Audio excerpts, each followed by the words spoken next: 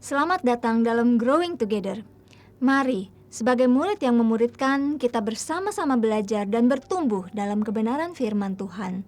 Let's grow together.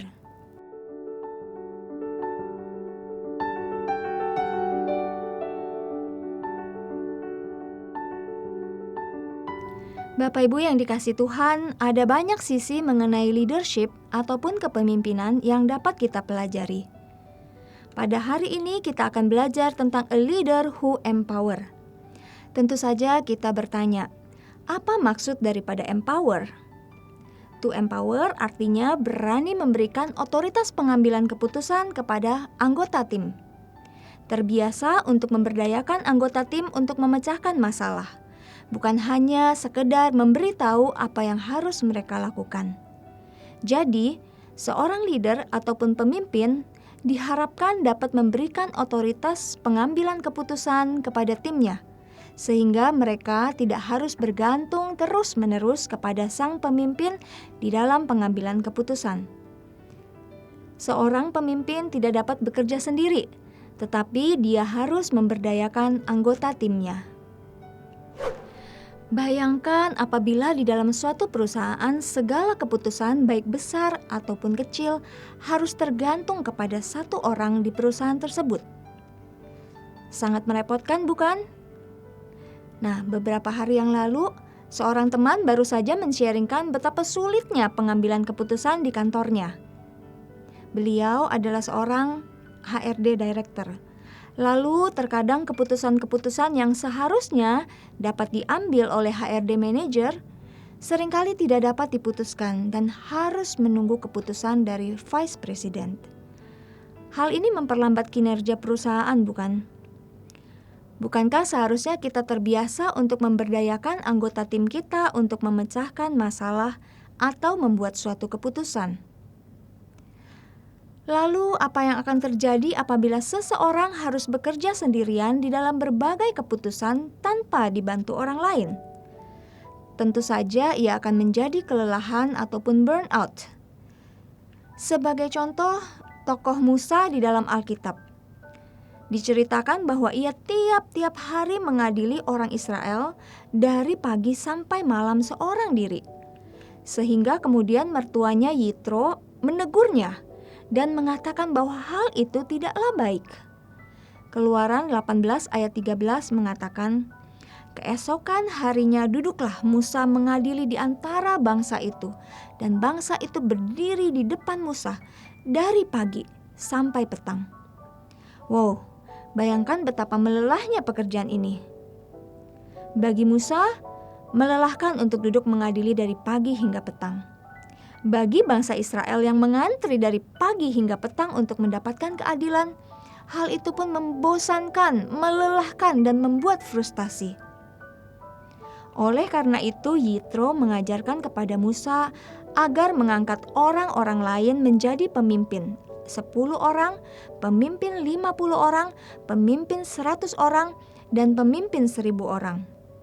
Mari kita lihat di dalam Keluaran 18 ayatnya yang ke-17 sampai ke-24.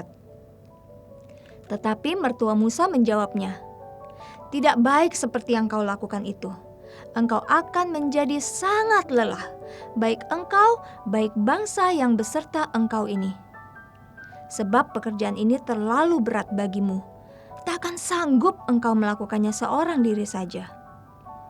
Ayat 21. Di samping itu, kau carilah dari seluruh bangsa itu orang-orang yang cakap dan takut akan Tuhan, orang-orang yang dapat dipercaya dan yang benci kepada pengejaran suap. Tempatkanlah mereka di antara bangsa itu menjadi pemimpin 1000 orang, pemimpin 100 orang, pemimpin 50 orang, dan pemimpin 10 orang. Dan sewaktu-waktu mereka harus mengadili di antara bangsa itu, maka segala perkara yang besar haruslah dihadapkan mereka kepadamu. Tetapi segala perkara yang kecil diadili mereka sendiri. Dengan demikian mereka meringankan pekerjaanmu dan mereka bersama-sama dengan engkau turut menanggungnya.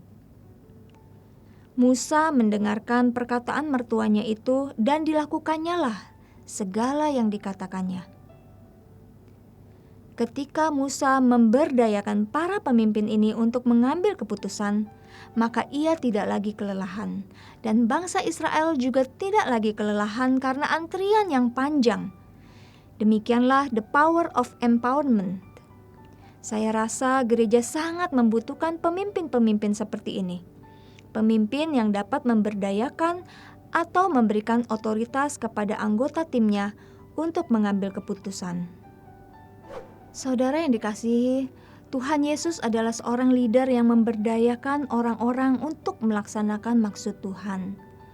Tuhan Yesus tidak bekerja seorang diri. Ia memilih 12 orang muridnya.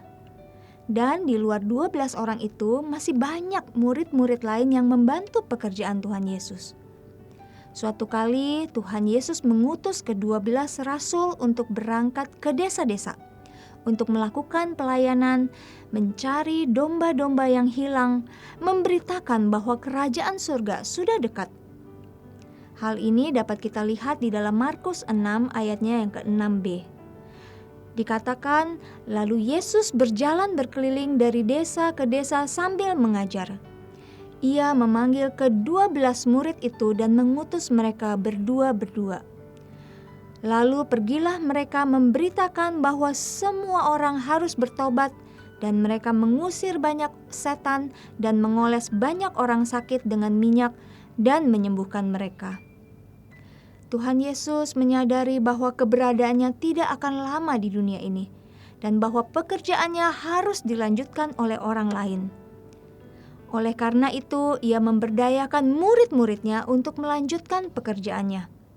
Ketika para rasul meninggal, pekerjaannya dilanjutkan kepada bapak-bapak gereja. Lalu dilanjutkan oleh para misionaris, dan dilanjutkan hingga saat ini kepada orang-orang pilihan, yakni kita sendiri. Kiranya Tuhan memberkati kita dengan kehadiran leader who empower di berbagai tempat di dunia, dimanapun nama Tuhan dimuliakan. Tuhan Yesus kiranya memberkati kita semua. Amin.